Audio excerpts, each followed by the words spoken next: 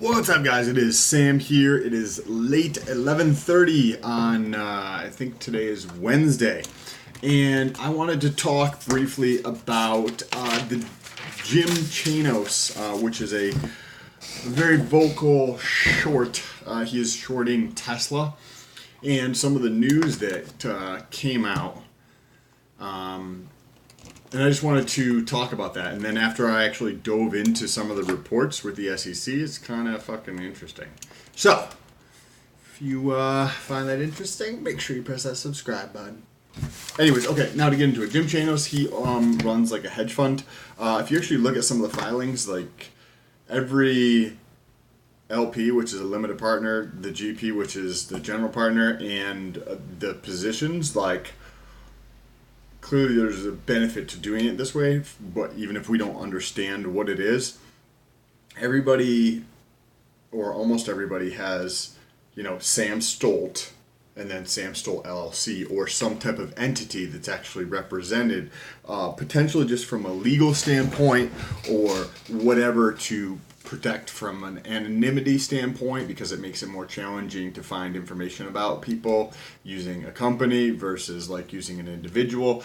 There's other reasons why somebody might structure something like that, for taxes potentially too.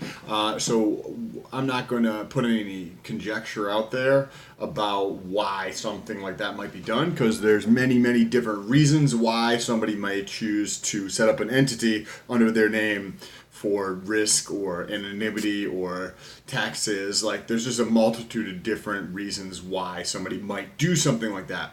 So if you, where is it here?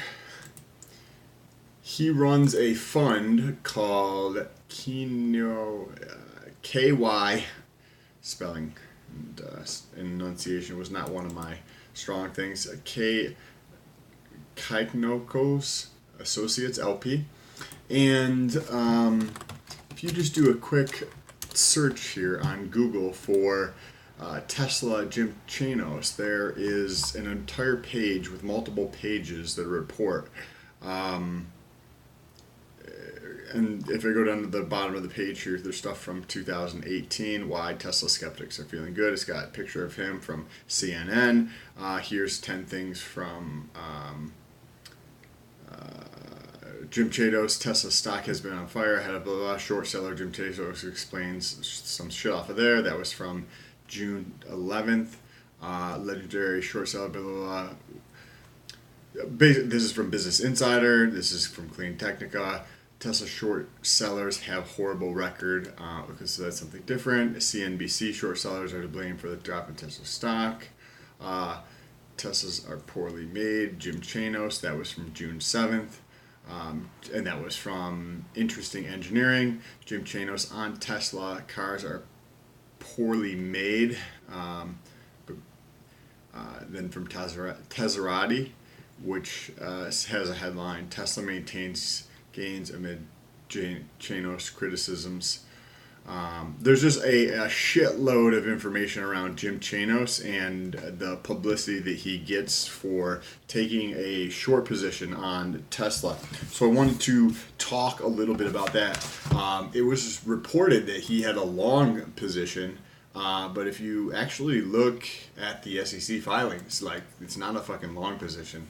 It's not a long position in the stock, and it is not a long call position as it was reported at other places. So we wanted to talk about why he might do something like that first, right?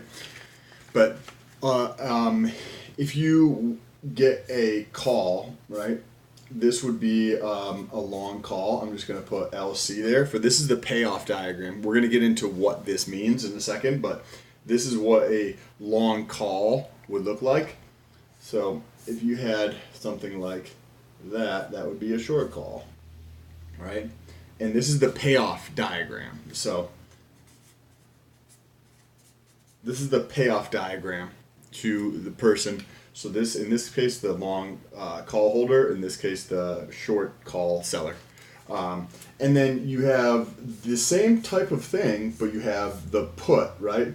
So a long put, LP, or we're just going to call it a short put, SP has a payoff. They're just inverse, right, of each other. You can clearly fucking see that. Now, somebody who is short a stock, what is the payoff for this? Well, before I get into that, and I'm going to tie all this up together. Okay, so there is a site there's a database run by the SEC. It's called EDGARS. And it's fucking acronym for something, but it's EDGAR. And so you can, anytime any public company files anything with the SEC, because there's quarterly filings, there's like substantial changes or material changes within the company that have to be reported to the SEC, along with their quarterly and their annual filings they have to do with the SEC.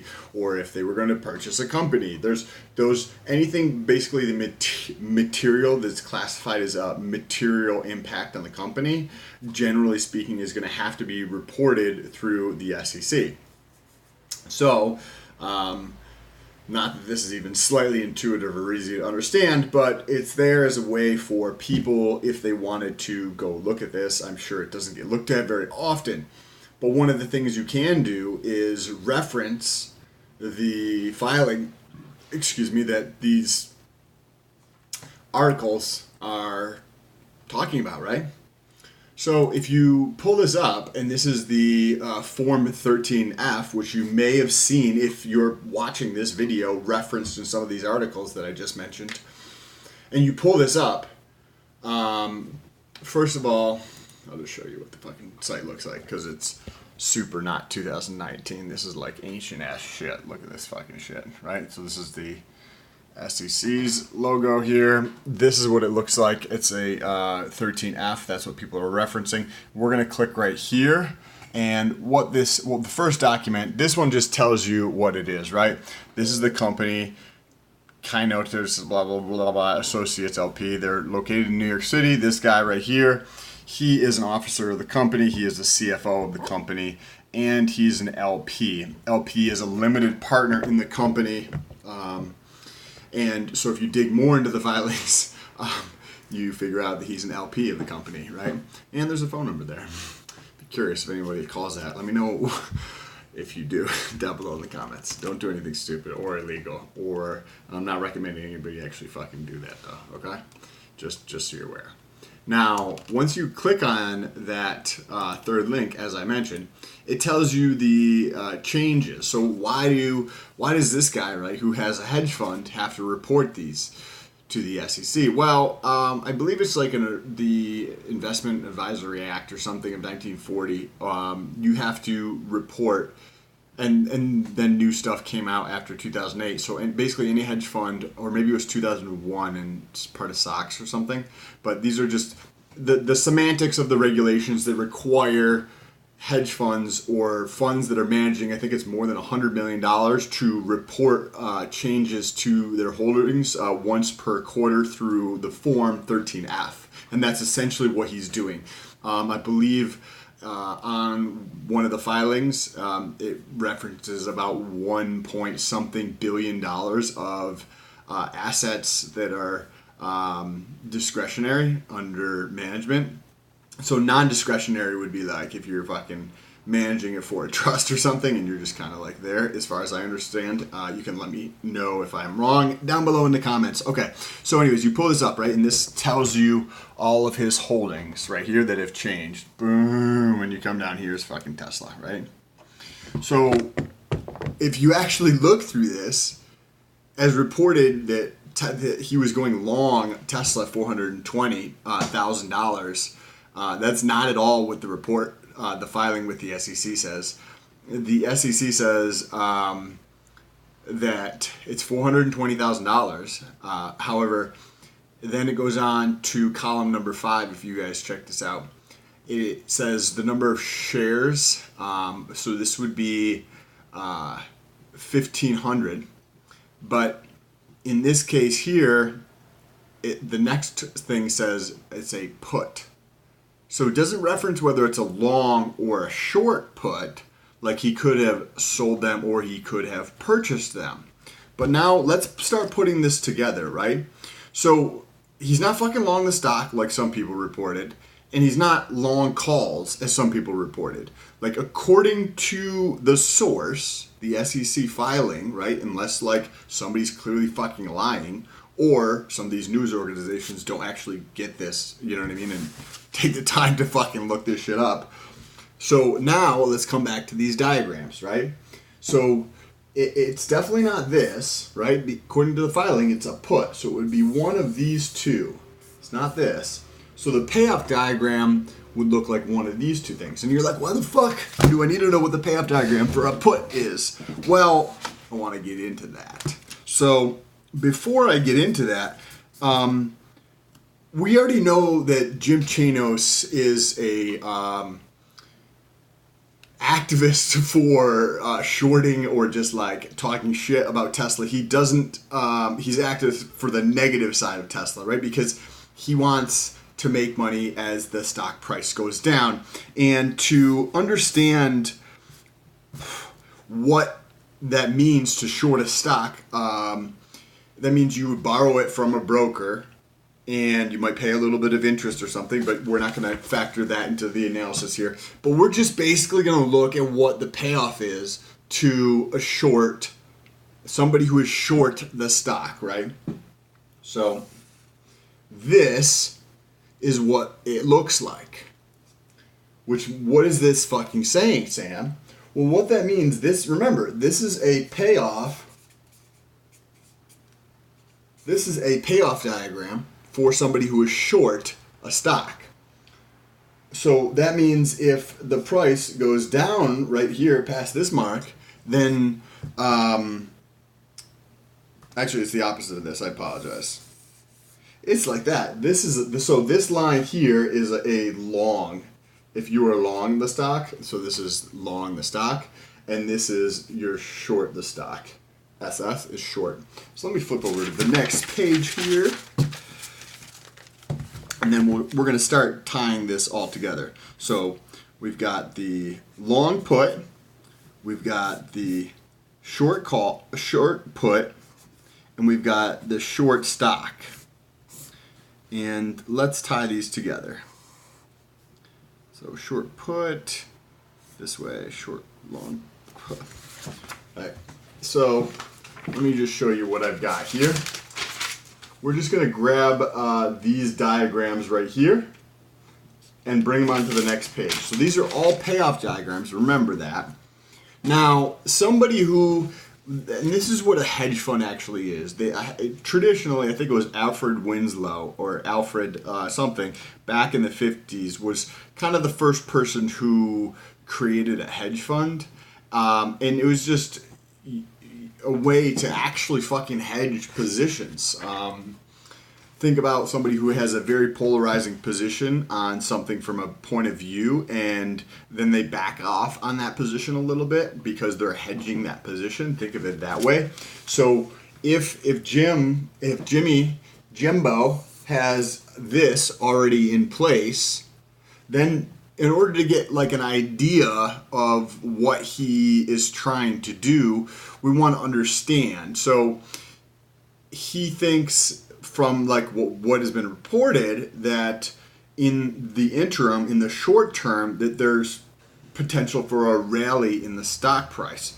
So if you have a strong belief that the stock price is going to go up, but you still think your thesis is a shit, right? This is his thesis, that the price of, so that means here, right? If Tesla price goes down, he makes money. Tesla price goes up, he loses money, right? Depending on where he fucking shorted the stock. Okay.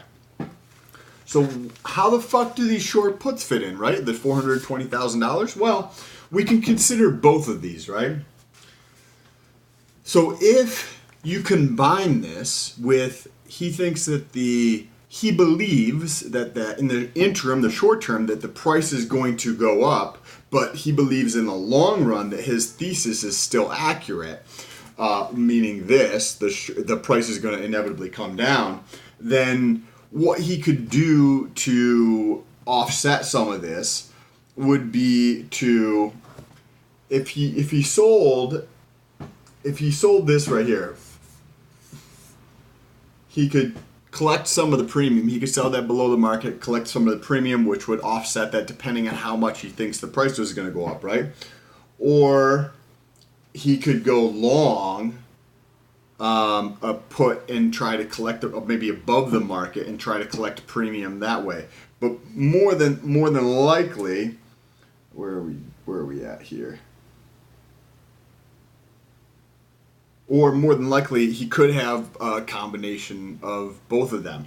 So if he were to have a short put, what ends up happening is that this bottom portion would level out, right? I'm thinking out loud as I go through this. I probably should have put more thought into this process, but this is how you would hedge a portfolio if you wanted to hedge the downside. You would, and this that's interesting. I wonder if they're long or short on here. So if you wanted to hedge, basically, as I was talking about, the downside on the portfolio, you could sell puts, and that would cover this portion. Think of like this, right? You lose money if the stock goes down. This, you gain money if the stock goes down. So if you were to do an equivalent amount of shares, then you could hedge this position. If $1 goes down here, so you make $1 over here, you're offset by losing $1. So this is a way to hedge your position, right? Now, what would happen if they were to go a long put? Now, a long put would actually amplify your returns, right? Or if he was above if he was to sell, if he believes that the price is going to go up in Tesla, going long the puts that are, say if you believe it's going to go up by $10, right? So, and if it's selling at 225, so if you bought the 230s and you believe that in the short term it's going to go up, then you will lose fucking money that way. So he's probably short. I don't fucking know. It's turned out to be not as interesting as I thought it was going to be as I went through these. Well, but hopefully this was helpful to one of you guys, or realize that a lot of the shit that's actually reported in the news is fucking bullshit, or just completely inaccurate because somebody didn't take a little bit of time and effort to go into the actual source of the information. And see that it wasn't long, or it wasn't didn't buy any calls on there. This says puts here. We just don't know if it was a long put or a short put, and all we're doing is putting conjecture out here as to what he may have done.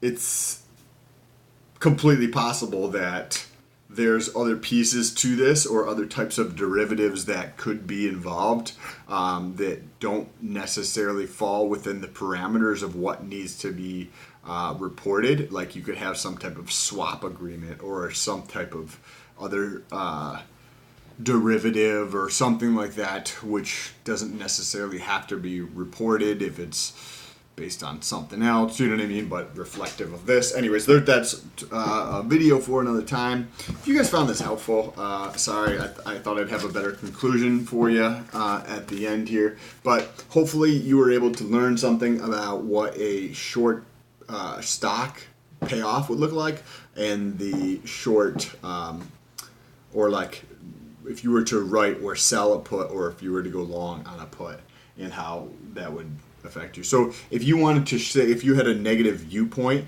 on a stock, right, and you didn't want to short it because that requires too much capital, right, then you could just purchase a put, right? Then that costs a certain amount of money. So it could, I mean, if that, which was reported that he thinks it's going to go up in the short term, if that's even accurate, maybe he thinks it's going to go down, so he wants to amplify his returns even more by purchasing more, which would increase the slope of this line here, right? Because if you take the long put and you combine it with the short stock, you actually increase it, right? So I don't know. It's kind of interesting, to me at least. Hope you guys enjoyed this video. Don't forget to press that subscribe button if you want to watch other videos where there's no actual fucking point at the end of them. So make sure you press that subscribe button. Peace.